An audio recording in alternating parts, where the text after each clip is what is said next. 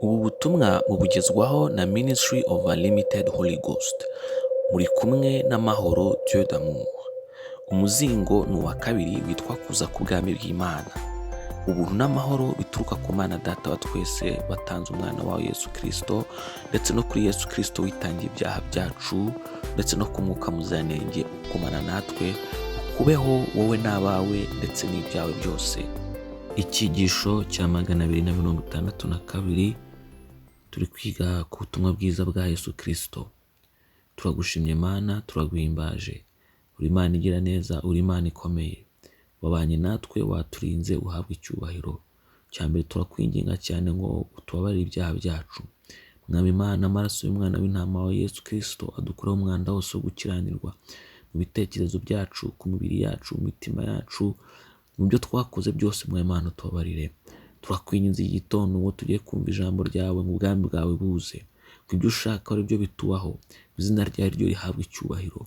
Mu izina rya Yesu, Mwuka wera amanukiye gufungura amatwi yacu, Mwuka wera amanukiye gufungura amaso yacu, Mwuka wera amanukire gufungura imitima yacu, kugira ngo twumve kandi twumvire ndetse duhindurwe n'imiburo yawe. Mu izina rya Yesu, izina ryawe ryubahwe. Haleluya. Mu izina rya Yesu, ubwami bwawe buze. Mu izina rya Yesu, izina ryawe rihabwa icyubahiro. Urakoze Data wera. Mu izina rya Yesu dusenze twize, urakoze. Amen. Turasoma muri Luka ibice 16 umurongo wa 13. Iravuga ngo nta mugaragu ushobora gukora ba shebuja babiri. Iyo adakunze umwe ngo yanga undi, ayoboka umwe agasuzugura undi. Nuko rero ntimushobora kuba abagaragu b'Imana ngo mube n'abagaragu b'amafaranga. Ibyo biri muri Luka ibice 16 umurongo wa 13. Wirinde urukundo rw'amafaranga. Gukunda imiya byaba mu itorero byaba hanze mu batizera hose ni bibi. Yesu we ahubwo yarabisobanuye neza ko udashobora gukorera Imana unakorera amafaranga, haba mu itorero haba no mu isi. Yohana we arushaho kubisobanura ubwo yavugaga ko ku isi no kubirimo abantu baba bifuza cyane kubona. Muri Yohana wa mbere ibice 2 umurongo wa 15 n'uwa 16 biravuga ngo ntimugakunde isi cyangwa ibiri mu isi. Umuntu ukunda iby'isi nta gukunda Imana bafite. Iby'isi ni by'ibi, iby'umubiri w'umuntu urarikira n'ibintu amaso yareba akabyifuza n'ukuntu yirata ibye. Ibyo byose ntibikomoka ku Mana Data, ahubwo bikomoka ku isi. Ibyo biri muri Yohana wa mbere ibice 2 umurongo wa 15 kuza ku wa 16.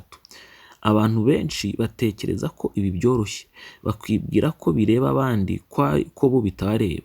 Niba amafaranga ashobora guhindura ibitekerezo byawe, agahindura imvugo yawe, ntabwo uri umwigishwa wa KRISTO, ahubwo uri umwigishwa w'amafaranga. Niba hari ibyigisho wigishiriza kubona amafaranga, ibindi ukirinda kubyigisha kubera ubwoba ko byakugabanyiriza amafaranga, ujye umenya ko utakiri munsi y'ubutware bwa KRISTO, uba uri munsi y'ubutware bw'amafaranga.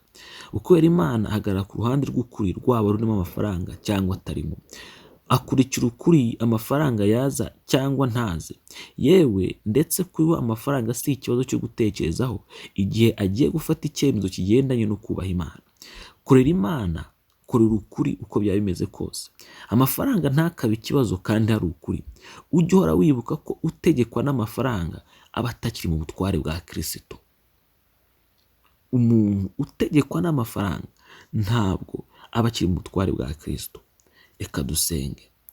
Mana Data, Mana ishobora byose, Imana igira neza, tugushyize hejuru iki gitondo kubera ko wabanye natwe.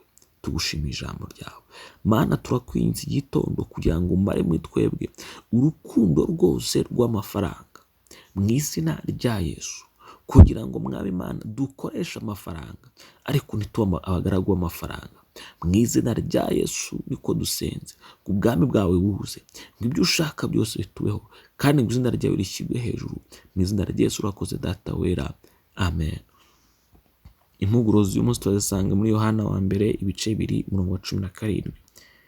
Bibiliya iravuga ngo isi iriho irahita kimwe n'irari ryayo, ariko ukora ibyo Imana ishaka ahoraho iteka. Urakoze rero kwifatanya natwe. Imana iguhe umugisha wo kumvira ijambo ry'Imana. ndagusaba umugisha ku Mana ngo Imana ikuzuze umwuka wayo wera, ikuze imbaraga zayo nyinshi, Uwiteka akuzuze ijambo rye, Uwiteka akuze urukundo rwe, Uwiteka akuzuze imbabazi, Uwiteka akuze guca bugufi, Uwiteka amare muri wowe urukundo rw'amafaranga, akuze muri wowe urukundo rw'ukuri n'urukundo rw'ubutumwa bwiza, mu izina rya Yesu Kristo. Ntabwo ari wowe izina ry'Imana aba ryo rihabwa icyubahiro. Ndakwingingira ku Mana kugira ngo Uwiteka abane nawe, kugira ngo ukuboko kw'Imana kukubeho, kugira ngo imbaraga z'Imana zikubeho, kugira ngo ubushobozi bw'Imana bukuzitire, bukugotagote imbere n'inyuma, hejuru no hasi, iburyo n'ibumoso. Uwiteka kugire neza, Uwiteka guha umugisha. Ni mu izina rya Yesu usengeye nizeye, amen. Ushobora kudusura kuri urubuga rwa Facebook cyangwa rwa YouTube ugasangiza inshuti n'umuryango wawe ijambo ry'Imana. Buri munsi haba hari icyigisho. Soma kandi wumve buri munsi ijambo ry'Imana bidashidikanywaho, urabona uko kw'Imana mu buzima bwawe.